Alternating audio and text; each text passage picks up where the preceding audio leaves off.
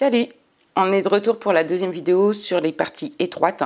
On va cette fois s'occuper des entrées de garage et comment faire en sorte que les quatre coins de votre voiture puissent passer. La première fois que j'aborde les manœuvres, ou en tout cas des angles un peu compliqués pour les élèves, la première chose que je leur demande, c'est de s'arrêter, bien observer de leur place de conducteur, puis de sortir de leur véhicule et d'aller constater par eux-mêmes quelle taille il leur reste juste au-dessus de leur capot. Ici, on a l'impression qu'on va taper le vélo. Pour de vrai, voici l'espace qu'il me reste. Il m'en reste tout de même suffisamment pour ne pas percuter le vélo. Donc l'impression qu'on a à l'intérieur et l'impression qu'on a à l'extérieur n'est jamais la même. Il faut vraiment apprendre à connaître sa voiture en faisant ce genre d'exercice. C'est-à-dire, je suis à ma place conducteur, je me pose la question, je ressors et je vais voir qu'est-ce qu'il me reste. Ça m'apprendra à mieux connaître ma voiture. Deuxième conseil que je donne à mes élèves lorsqu'ils ont un doute, en tout cas sur la longueur de leur voiture, donc dans le cas d'une manœuvre en marche avant ou en marche arrière, c'est d'allumer leur feu et de regarder quand est-ce que le feu diminue réellement de taille. Donc là, mes phares sont quand même relativement grands, ça veut dire qu'il me reste pas mal d'espace. Au fur et à mesure que je vais avancer, mes phares vont diminuer. Lorsqu'ils sont vraiment tout petits, comme là c'est devenu le cas,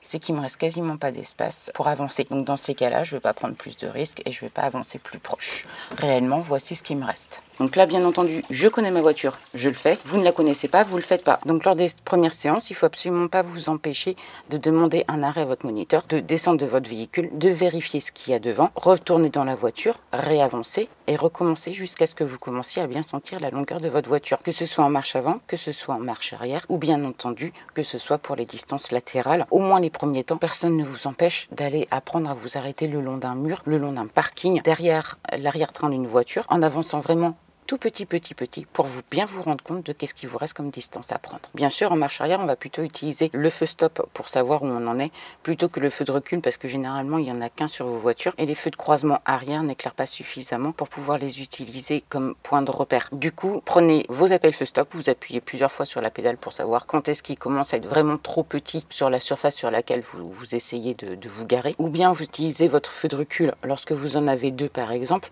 ou en tout cas lorsque vous reculez vers la droite, puisqu'en général il est plutôt placé vers la droite, et vers l'avant. Vous pouvez même vous amuser avec vos appels de phare. Vous tirez tout doucement sur votre appel de phare, vous le tirez vers vous, enfin vous poussez, enfin ça dépend de la voiture, vous tirez vos feux de route de façon à avoir le phare le plus puissant qui vous montre si vous êtes proche ou non du véhicule. Donc la deuxième option, c'est d'apprendre à connaître sa voiture en sortant. Lorsque vous changez de voiture, n'hésitez pas à le faire, ça vous donnera un sacré coup de main à connaître beaucoup plus vite votre voiture. Alors il y a une notion que j'aimerais bien que vous compreniez, c'est le fait que votre voiture elle a quatre coins et qu'en plus elle est rigide. Comme ça, en théorie, ça vous paraît simple. Au moment de le faire en pratique, ça vous paraît toujours plus compliqué parce que vous oubliez que votre voiture a un arrière-train. Ce que j'explique à mes élèves qu'on se soucie, c'est comment se fait-il qu'un chat, lorsqu'il doit passer par une porte, se retrouve à ce que la porte soit ouverte en grande alors qu'en théorie, il rentrait parfaitement dedans. La raison à cela, elle est simple, c'est que le chat, au lieu d'aller en ligne droite, puis de tourner, a déjà un corps mobile, ce qui lui permet donc de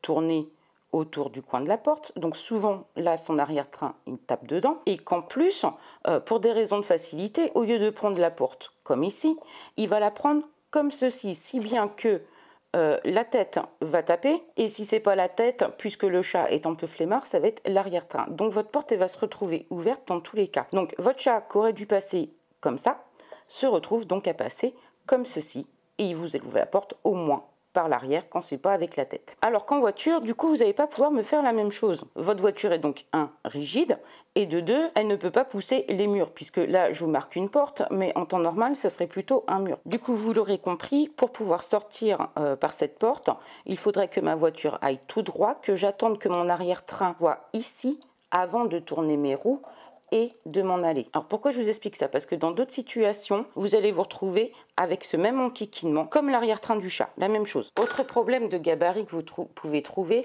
c'est le stationnement en bataille en marche avant, qui est maintenant autorisé en examen, voire même demandé, alors qu'avant ce n'était pas le cas. Pourquoi? Parce qu'effectivement, lorsqu'on ressort, on est obligé de prendre beaucoup plus de place pour reculer, et qu'on va donc se retrouver à contresens de circulation. Qu'en plus, au moment de prendre la manœuvre, on est obligé de s'écarter, ce qui fait également qu'on se retrouve à contresens de circulation, mais qu'en plus, sur tout le long de notre sortie, on voit très mal les piétons ou autres qui pourraient arriver. Donc pour des raisons de sécurité, on évite de se garer en marche avant et on se gare uniquement en marche arrière. Maintenant, dans le cas où, malgré tout, vous vous seriez retrouvé garé en marche avant, ne serait-ce que parce que vous avez envie d'avoir l'accès à votre coffre après les courses, et bien dans ces cas-là, il n'y a pas 150 procédures pour manger le moins de terrain possible derrière, surtout si en plus vous avez un mur ou autre. Vous allez bien entendu braquer vos roues dans la direction où vous souhaitez aller. C'est-à-dire que moi, je vais me diriger par ici, mes roues, je vais donc les diriger par là. Ce qui veut dire que c'est à droite, ce n'est pas à gauche. Je veux aller mes fesses à droite, c'est vers la droite que je tourne mon volant. Donc j'ai tourné mon volant à braque, à droite, je me retrouve donc dans cette position. Si je laisse mon volant braqué à ce moment-là, mes roues elles vont continuer à aller vers la droite. Donc mon nez risque de percuter à cet endroit-là. Or, je suis quand même en marche arrière, je vérifie ma sécurité, je risque donc de faire une boulette. Tout en gardant derrière, régulièrement, je regarde devant pour être sûr que mon nez passe. Quand je m'aperçois que mon nez commence à être très serré de la voiture ou du nez, je remets mes roues droites. Et je continue à passer, je continue à passer. Quand je vois que j'ai suffisamment d'espace pour remettre un petit peu le volant, je remets le volant. Et quand je vois que je suis à la limite, je continue à reculer. Ah, j'ai encore de la place, et bien je fais ça. Et je continue à reculer ensuite en ligne droite. Et quand je vois que mon nez peut entièrement passer, je braque à fond. Et ensuite, je me laisse roue braquer à aller sur le côté. Ce qui va me permettre ensuite, bien entendu, de repartir. Mais il faut vraiment que vous pensiez, c'est je braque à fond. Quand je suis à la limite, roue droite.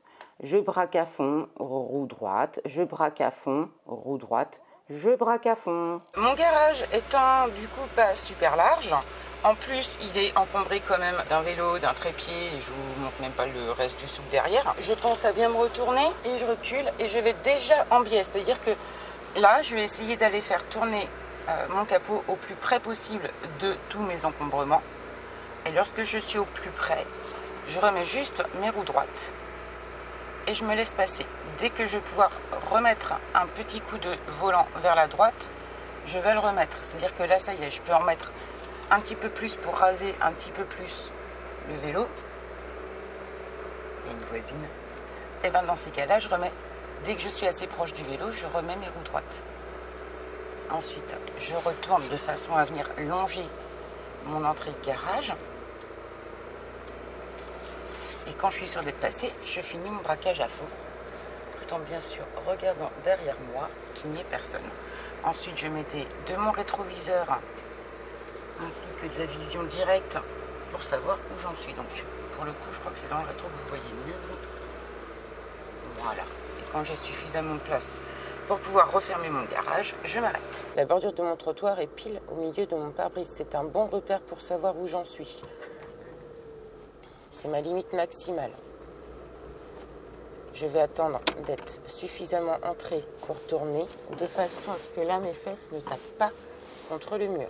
Bien sûr, je vérifie que mon nez passe bien. Donc j'ai bien serré ma droite au départ, c'est ce qui aura de plus facile pour pouvoir m'engager à gauche. Vous voyez, ma poignée de rétro, elle est à peu près sur le mur. Mais j'ai bien à peu près, c'est pas un truc fiable, hein, faut pas vous y fier. Ça donne un coup de main. Ensuite, je tourne très vite mon volant au ralenti et je vais aller viser le mur qui est à droite et non pas celui de gauche. Voilà, et au fur et à mesure, je vais tourner mon volant de façon à rester le long de ce mur. Plus je vais rester le long de ce mur, moins là, je prends le risque de taper dans le portail. Donc toujours le plus à droite possible. Lorsque mon arrière-train, donc en regardant le rétro, lorsque mon arrière-train sera enfin passé, je braque complètement à droite et j'attends d'être droite pour remettre mes roues droites. Donc bien sûr, maintenant, si je dois rentrer en marche avant dans cette place, vous comprendrez bien que si j'essaye de faire ça, à un moment ou un autre, ça va coincer. C'est pour ça qu'on vous demande de vous écarter au maximum afin de pouvoir braquer, avoir le plus d'aisance possible afin que votre arrière-train puisse passer. Maintenant, ce qu'il faut surtout savoir, c'est que plus tôt vous serez à gauche, bien aligné à gauche et en perpendiculaire vis-à-vis de la rue dans laquelle vous allez, ou du moins le garage, puisque là on parle d'un garage, plus je serai en perpendiculaire, plus il me sera aisé de rentrer dedans. Sortie de garage. Cette fois, je vais longer ma gauche parce que c'est ce qui aura de plus, ce sera facile de braquer au bon moment. La difficulté va être de ne pas taper dans le poteau de gauche en bas, là que vous voyez, espèce de gros trottoir, donc avec mon avant gauche, ainsi que de ne pas me taper le derrière dans le portail. Alors bien sûr, j'ai une voiture petite, donc ça me facilite la vie. Je vais venir longer au maximum ma gauche. Je braque à fond à droite. Là, Mon avant, je suis sûre qu'il passe parce que je connais ma voiture. Et ensuite, il ne reste plus que mon à faire passer. Lorsque je suis bien passée, je me mets en diagonale et je continue de longer le mur de gauche. Parce que c'est le mur de gauche qui me renseigne mieux sur ma façon de passer et donc pour être sûr que mon arrière-train passe bien. Alors ici, je vais être obligée de tourner à gauche parce que à côté, il y a un sens interdit. Donc, comme dans le garage, je m'écarte par la droite. Puis, je tourne à gauche comme ça. Je suis sûre que mon arrière-train va passer tout seul. Il peut arriver, comme sur les parkings de grande surface, que l'endroit dans lequel vous deviez passer soit juste de la taille d'une voiture et pas plus, voire avec une barrière, etc. Or, en règle générale, vous arrivez de votre droite. Du coup, au dernier moment, vous allez vous retrouver dans cette position et à ne plus savoir quoi faire. Alors, bien sûr, quand on en a la possibilité, on s'écarte avant, on se met suffisamment large pour passer en une seule fois en ligne droite. Seulement, derrière, vous avez envie, et c'est bien compréhensible, de reprendre votre droite aussitôt. Et là, ce qui se passe, c'est que vous voyez que le nez est passé, et bien vous braquez, et nous, on est obligé d'intervenir parce que vous tapez l'arrière-train dans le trottoir. Pour vous éviter ce genre de problème, dites-vous bien qu'à partir du moment ou que votre avant passe, il vaut mieux le laisser dans la direction qu'il se trouve, c'est-à-dire que là, je suis vers la gauche, donc je continue vers la gauche, j'attends bien que mon arrière-train soit sorti, et seulement à ce moment-là, je braquerai et je me reprendrai ma place. Il ne sert à rien, si vous n'en avez pas la possibilité de vous déplacer, de vous mettre comme ça et de tourner, d'essayer pendant le passage de rentrer, de bidouiller, de faire ça, c'est hyper dangereux. Dans tous les cas, vous risquez de rater un des coins parce que forcément, il y en a qui sont plus visibles que d'autres. Donc, je suis rentrée sur le côté, tant pis, je reste sur le côté et je passe. Je vous dis à très bientôt pour une nouvelle vidéo. Pour ceux qui ne savent pas, je vous rappelle que sur YouTube, l'abonnement, il est gratuit et que si en plus vous cliquez juste en dessous, là, sur la petite cloche, une fois qu'il y a des espèces de guillemets qui se sont affichés, et où ? Non mais il y a carrément de l'abus, elle veut carrément pas que je bosse. Et je vous dis à bientôt pour la prochaine vidéo. Salut! Tu peux virer maintenant? Tu veux bien?